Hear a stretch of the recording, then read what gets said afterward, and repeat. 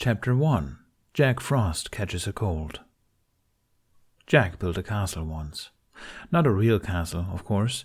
Even with his powers, he thought that might be impossible. No, he'd built a small model of a castle, complete with towers and fortifications surrounding it, made from small pieces of wood and rusty nails he'd found by chance on the ground. With the image of the castle followed several more indistinct images, sounds, and sensations.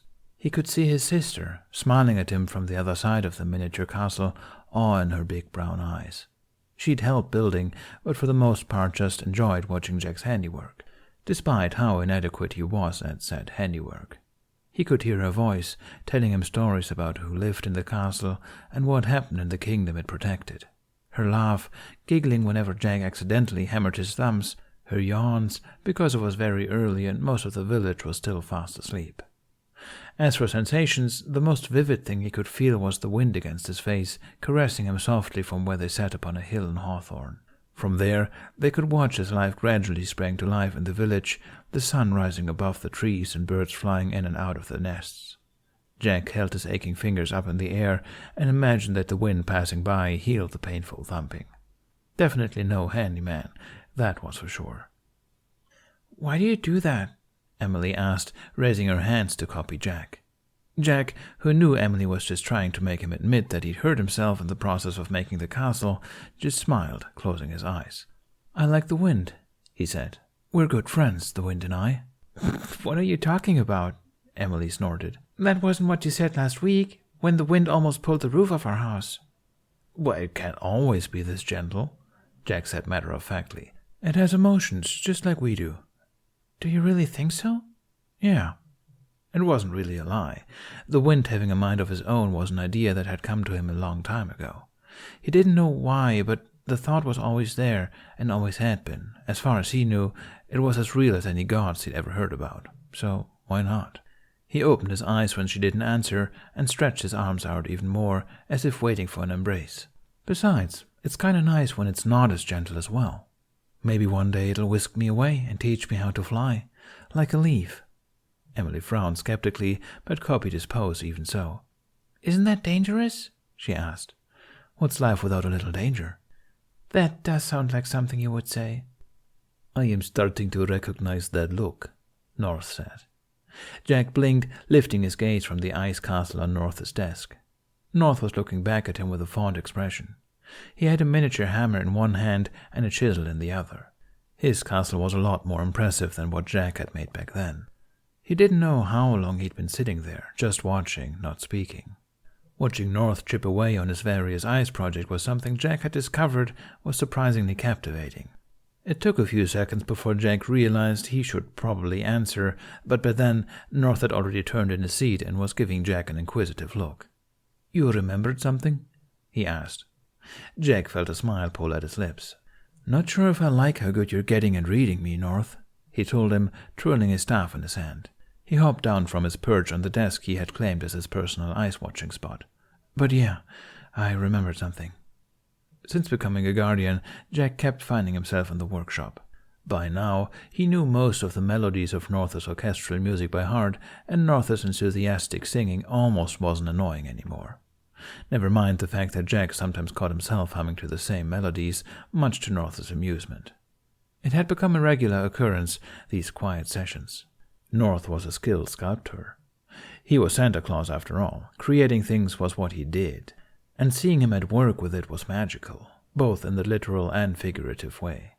"I think you overestimate your poker face," North told him. He followed him with his eyes in an almost wary manner. No, definitely in a wary manner. "What did you remember?" Jack let the question hang in the air as he started walking around North's desk, admiring the way the block of some indistinct figure had turned into what was definitely a castle now, some parts of it at least. There were still a few more days of work to go. He stopped, leaning closer to it as if to inspect something, just to see the way North's eyes narrowed ever so slightly. "I'm not going to do anything," Jack told him. "That is what you say every time, and yet I keep finding swirly ice patterns or small snowflakes on all of my sculptures." "Some embellishment never hurt anyone," he mumbled, feigning innocence. He glanced at North and couldn't help but smile at his unconvinced expression. In the beginning, North had been surprised. Jack could sit there watching him for hours, barely saying a word, barely even moving, to the point where North evidently forgot that he was even there, judging by the few times he turned around and started at the sight of him. On one hand, Jack could understand his surprise. To most people, Jack didn't come off as an enjoyer of calm and quiet, to say the least. He was always darting around, seeking action, seeking fun, causing trouble just for the sake of causing trouble. No, he didn't seem like the type to be able to sit still for long periods of time. Personally, Jack thought it was obvious. After spending 300 years alone, invisible to nearly everyone, obviously he would grow accustomed to just observing. Not that he felt the need to explain that. And besides, with these embellishments he'd mentioned, it would have been a lie to say he was able to sit completely still. But really, what did North expect would happen, letting the embodiment of winter sit around next to a giant ice sculpture? North's eyes twinkled with mirth. "You did not answer my question," he reminded him. "Is a private memory, maybe?" Jack considered it for a moment, then shook his head. "This just got me thinking of another castle," he told him, letting the memory play in his mind again. "Made of wood, not ice, and definitely not as fancy as this one. Emily should have seen this," he thought. North was watching him, he could tell. Jack didn't mind, though it did make it a bit difficult to do exactly what North had told him not to do. But as with all things cold and icy, Jack found a way. Those swirling, fern-like patterns North had been talking about were starting to appear in the back of the castle, out of sight of either of them, but Jack knew they were there. North didn't notice it before Jack let out a content huff he thought had been small enough to be unnoticeable. He glanced at the castle and then looked back at Jack. "What did you do?" he asked, with a sort of fond resignation Jack had been hearing more and more since he became a guardian. "Nothing," Jack lied, answering North's look with another impish smile. "Just made sure the ice doesn't melt. You know the temperature is still a bit too high in here." "Uh-huh," North said, still not convinced. "Like those other times you just refroze ice?" "Yeah, like those times." North just chuckled. "I take it your patience has finally run out then," he said, and looked up at the old grandfather clock by the wall. "After nearly 4 hours, maybe it is time to take a break." He got to his feet and stretched his back. Jack grimaced at the sound of his spine popping. "Sounds like a good idea," he commented. "Have you considered yoga?" "Yoga," North repeated with a bark of laughter. "I might be old, but my body is strong as ever. Yoga." He chuckled to himself as he leaned over to blow some icy dust off the castle, but stopped mid-motion. He turned back to Jack. "Speaking of, how about you, Jack?" Jack raised a brow. "I've tried. It's not for me." "Not yoga," he said, sitting down in his chair again while still looking intently at Jack. "I am talking about your powers. It is 9 months since we defeated Peach. 9 months since you became a guardian." North leaned forward, and Jack almost took a step back. He never knew what to expect when North got that look in his eyes, serious and intense, as if he was searching for something. 9 months since Jamie Bennett and the other children in Burgess started believing in you. Your story must have been passed around a lot since then. "Oh," was all Jack could think to say at first. He shifted his hold on his staff, looking into the air. Am I supposed to feel any different?" North shrugged. "Maybe, maybe not," he said, then narrowed his eyes. "Do you?" Jack narrowed his eyes too, brows furrowing. "No, no, no," North hummed, leaning back in his chair and crossing his arms. It was Jack's turn to stare. When North didn't continue, he gestured exasperatedly with the hand that wasn't holding his staff. "What are you trying to say?" North pursed his lips and shrugged. "Maybe nothing," he replied unhelpfully. "Just remember that we are always here to help if you need it." It wasn't the first time North had said that, or something similar to it. Jack had almost been starting to brush it off, because by now he already knew that the other guardians had his back. He just couldn't connect the dots as for why North kept reminding him when nothing in particular was happening. At this point, it was getting more ominous than anything. "I know," Jack said, raising a questioning brow. "Good," North said with a smile, then patted his belly. "The Yetis are cooking today. I think Phil mentioned rasolnik. You want some?" Jack had tasted that soup one time, and that was one time too many. No thanks. I have some errands to run."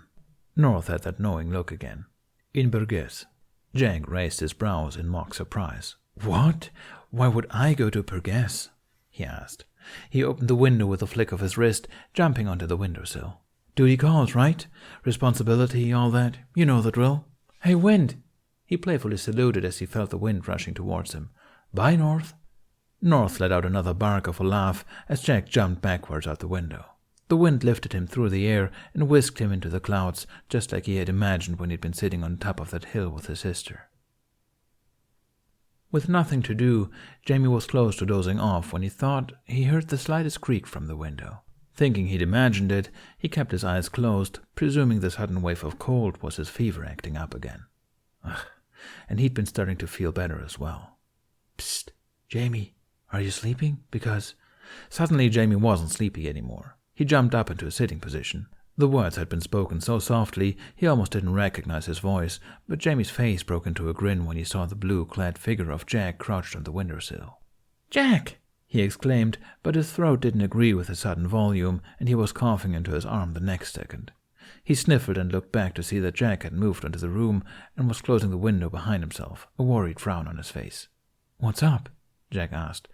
"Met your friends outside. They said you were sick." He came a bit closer, tilting his head to the side. They certainly weren't lying. It wasn't hard to spot the slight guilt passing over Jack's face, no matter how fast it was gone.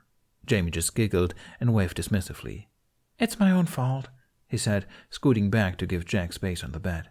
"I forgot I'd left the front door open. Then Abby spotted a cat and started chasing it, so I started chasing her, and I didn't have the time to put my shoes on, and then, well—" He sent Jack a sheepish smile. "But it's whatever. I feel fine." Jack laughed. "You got Abby back, though," he said as he sat down, glancing over at the sleeping greyhound at the edge of the bed. "So I'd say mission accomplished." "Yeah, but at what cost?" Jamie said with a deep sigh, falling dramatically back onto his pillow. "Mom's been making me stay inside for days. I don't even have a fever anymore." He rolled his eyes, then pushed himself up into a sitting position again, looking at Jack. "But she did say I could go out tomorrow if I feel well enough, which I do. She just worries too much." "Sounds like you've had a very boring few days," Jack said sympathetically, and Jamie nodded. Then there was a certain glint in Jack's eyes, one which Jamie didn't have any trouble interpreting. It was usually followed by something fun. "I guess I came a day too early then, but maybe I should take a trip tomorrow as well. Make up for all the fun you've missed out on." "Yes!" Jamie clapped his hands together, but then immediately had to use them to cover his mouth. Jack patted his back as he coughed, and the coughs turned into giggles. He sighed and sat back against the wall, grinning at him. "It has been boring. I've been sick for over a week already, and every time I tried telling my mom I wasn't, she tried making me do homework, which is even worse than just sitting here. But now that you're here—" He trailed off, realizing something. "What have you been up to, actually? I haven't seen you in ages, but it has been snowing, so you must have been around, right? Or don't you actually have to be around to make it snow?" He belatedly realized Jack had been opening and closing his mouth to reply, but Jamie hadn't given him an opening to actually answer any questions. Feeling his cheeks heat up, he shut his mouth and sent Jack an expectant look. "I've been around," Jack said, "here and everywhere else. January is a busy time for me, and now that I'm a guardian, I suddenly have a bunch of other things to do." "Is it fun?" Jamie asked, leaning forward to look intently at him. "Is it scary? Dangerous? You haven't been here since, before Christmas." Jack waved his hand, similar to the way Jamie had earlier. "Nah, it's not scary or dangerous," he said with a playfully haughty smile. "Not for me, anyway. But yeah, it's fun." He looked down for a moment before he looked back at Jamie again. "Sorry for not visiting earlier," he said, voice softening. Jamie shook his head, smiling back at him. "I know you're busy, it's just that—" There was a knock on the door, making him shut up. He and Jack shared a look. Jack shrugged, nodding at the door. "Come in," Jamie called. The door opened, revealing Jamie's mother, Joyce. Joyce wore a slightly puzzled smile as she walked into the room, holding a steaming cup of what Jamie knew was some kind of herbal tea that was supposedly good for him, regardless of what the taste suggested. "How are you feeling, honey?" she asked as she walked around the bed, putting the teacup on the nightstand. "Were you talking to someone?"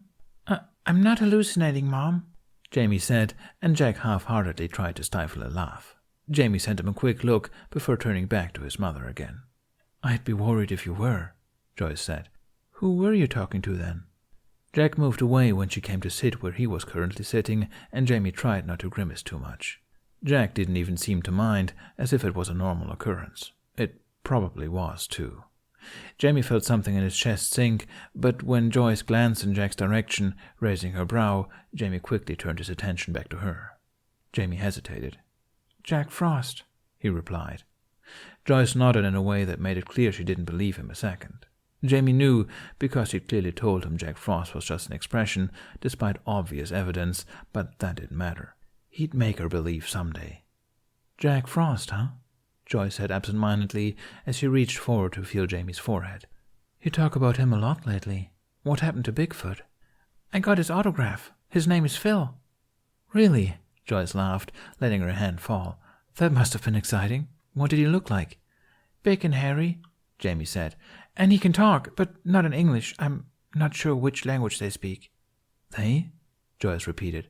Jamie shrugged. "There's many of them. Did you know they work for Santa Claus?" He paused and glanced at Jack. "Should I be saying all of this?" He quickly realized his mistake when his mother once again frowned, glancing in Jack's direction. But of course she saw nothing. I mean, Jamie started, his voice rising in pitch. "Well, it's true," Jack said with a shrug. He looked amused by it all from where he'd been perched on Jamie's desk. "I don't see a reason why not." Joyce looked puzzled again, but smiled nevertheless.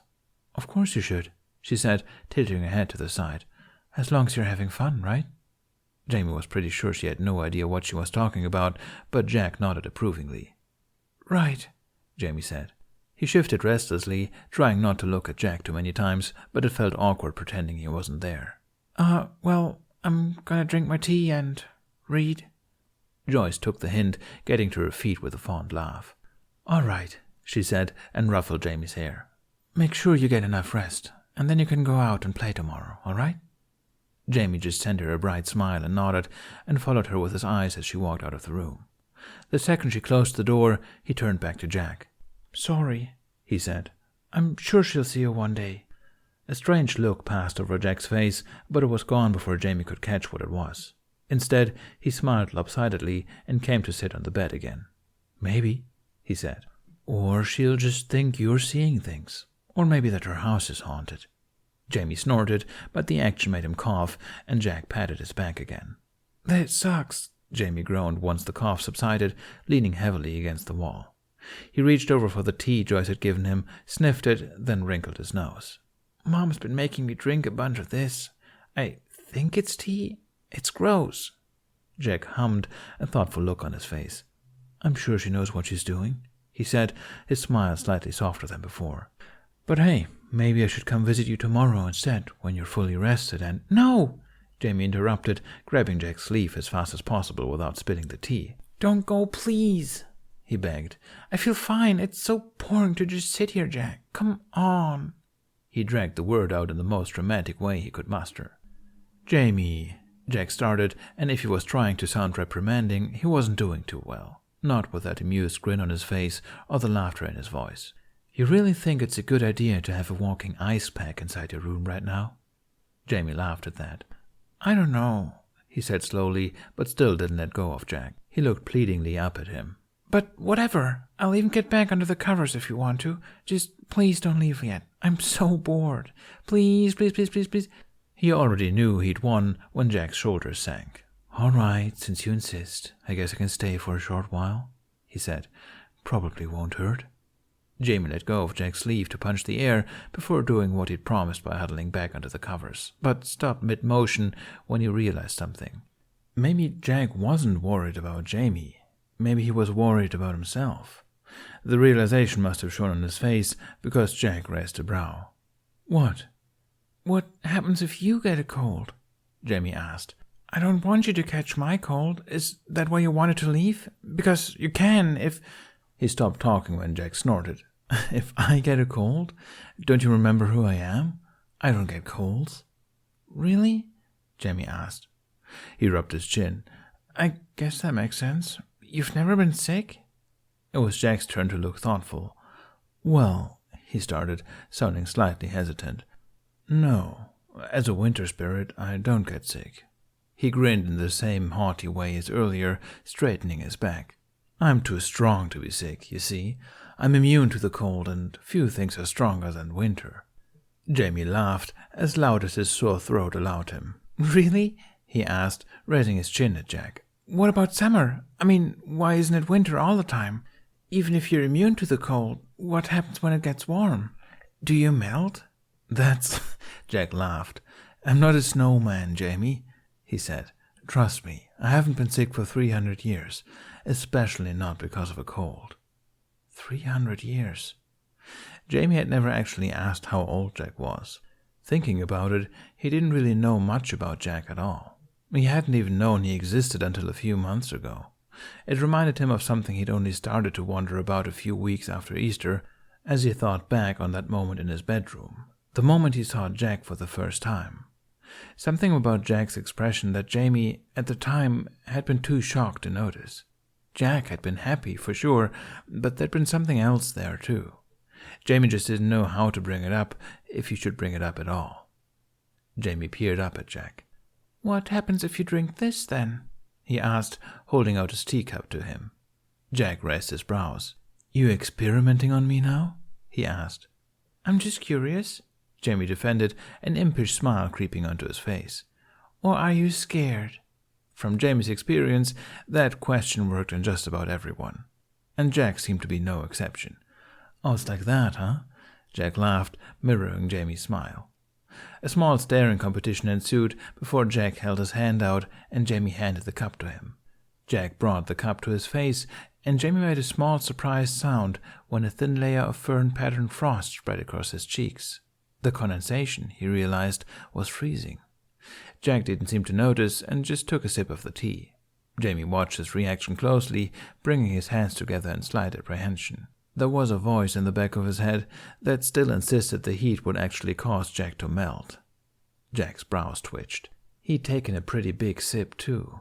Probably just to show off, Jamie decided. Jamie would have thought it hadn't made a difference at all, hadn't it been for the slight tightness to Jack's expression, as if he'd just eaten something sour. Jamie laughed. Are you sure you're okay? He asked teasingly, taking the cup back. You think this is funny? Jack asked back, his grin working its way back onto his face. Jamie was about to answer, but the cup caught his attention. He held it up to his face, then showed it to Jack. There's frost on it, he said with a giggle. That's so cool. He gave it a closer look before he took a tentative sip of the tea, then frowned. It's cold now. What? Really? Jack asked, leaning over. He rubbed his neck with a sheepish smile. Whoops, didn't know that would happen. Sounds like a defense mechanism to me, Jamie said smartly and put the teacup back on the nightstand. But that's okay, I didn't want to drink it anyway. Well then, you're welcome, Jack said, bowing playfully before adding, and it's not a defense mechanism. I'll write down hot tea as one of your weaknesses. It's not my... What do you mean you're writing down my weaknesses? Jamie gave his best evil chuckle. I guess you'll just have to wait and see, he said, wiggling his brows. Jack feigned offense. All right then, no more snow days for you guys. Wait, no, Jamie gasped, throwing himself forward to catch Jack's arm. I was kidding. Nope, it's too late now. No, it's never too late. He shook Jack's arm dramatically and headbutted it as if he was begging on his knees. Don't punish Pippa and the others for my crime. Wait! He suddenly looked up at Jack, the thought of snow days making him remember something. Jack, who'd just broken character because he couldn't hold back his laugh, tilted his head questioningly to the side. Wait for what? For, Jamie swung his legs out of bed and got to his feet. The floor was cold without socks, and he quickly tiptoed across it to his desk. There was also a slight twinge of uncertainty that he tried to ignore as he started looking through his drawers. I hope I have, if I haven't lost it. What are you looking for? Jack asked, getting to his feet as well. He stopped at the other side of the desk. Jamie laughed sheepishly. Well, he started, making Jack quirk a curious brow.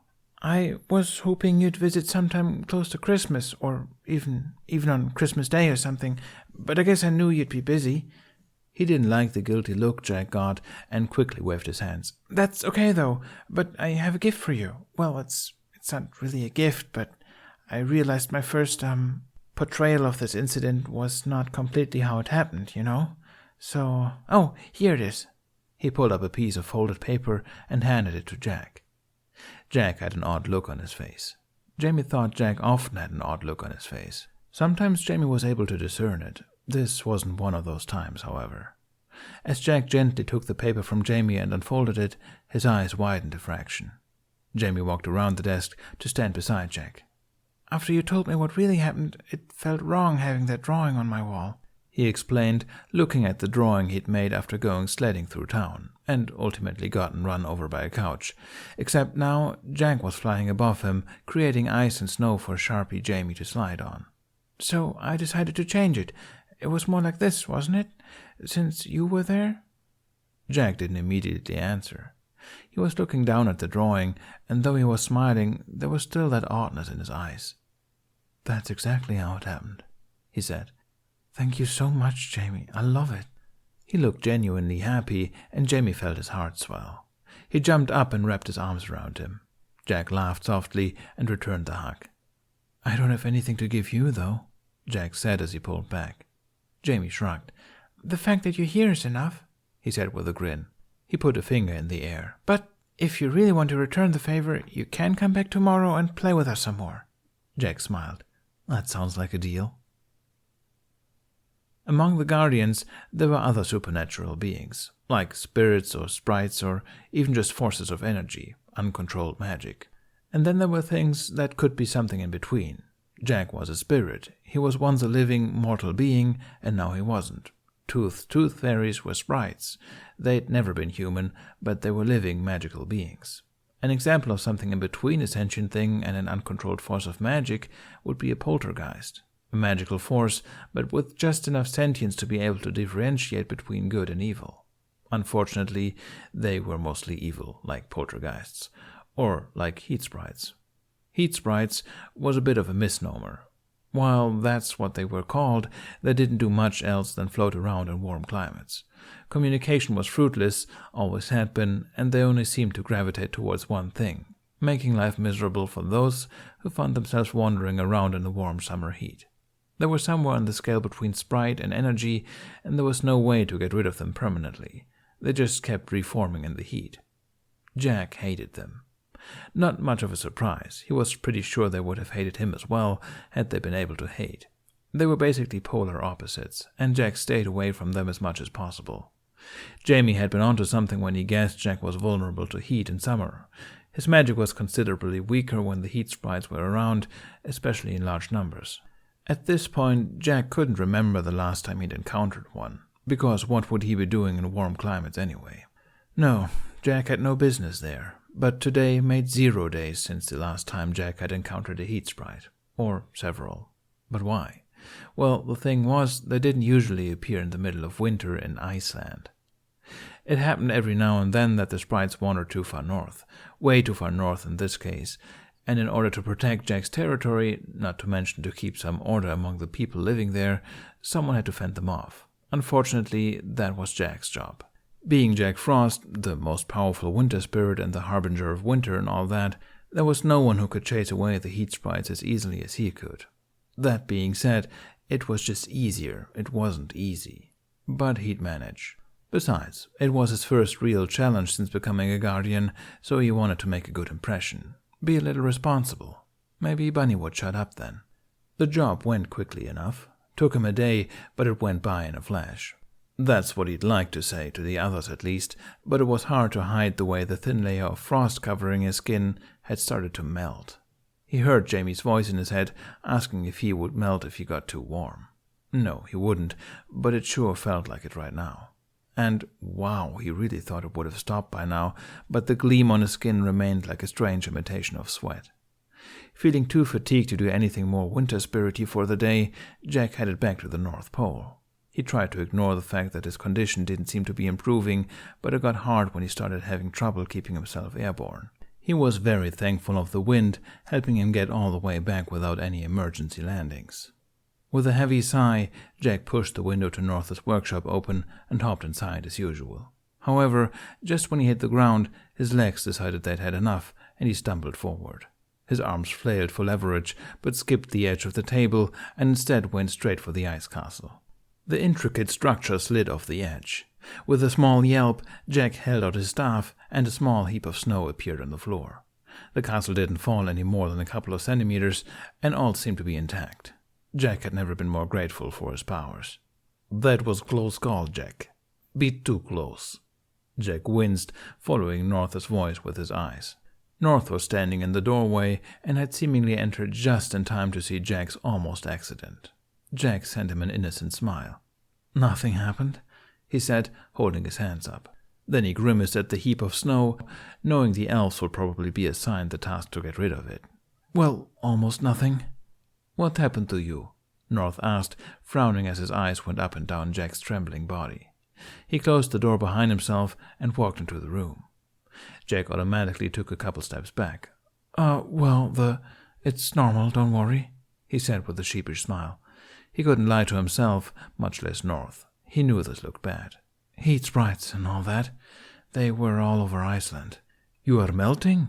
North asked, looking appropriately concerned about the idea. "No," Jack quickly said.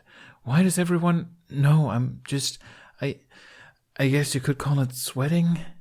Judging by North's displeased expression, it wasn't a good idea to call it that. "A reaction, then," Jack said, rolling his eyes. "It's just water, and it'll pass in a bit. Should have passed on my way here, but..." The last part came out in a mumble. Partly because he didn't want North to worry, partly because speaking coherently was becoming more challenging by the second. North's worry was not placated. His bushy brows were furrowing over his bright eyes, creating creases on his forehead. He took a step forward, holding out a hand. "Jack, are you sure you are all right? You look a bit..." He trailed off. Jack tried clearing his throat and made a valiant effort to straighten his back. He leaned more of his weight on his staff than usual. "Yeah, he started, walking around the table. He was fine. He was fine, right?" Jack frowned, feeling his grip slip around his staff. "I just feel a bit tired, is all." He shook his head and blinked, trying to get the exhaustion out of his head that way. All it did was make the words spin faster, and he stumbled. North reached forward just in time, catching him before he could hit the ground. He groaned weakly, using North as support as he tried to pull himself upright again, but his arms didn't seem to respond to his will. He held onto North, his vision rapidly blurring. A part of him was feebly catching up, thinking that maybe this was something to worry about after all. Jack sagged forwards, and North's voice became more and more distant until he heard nothing at all.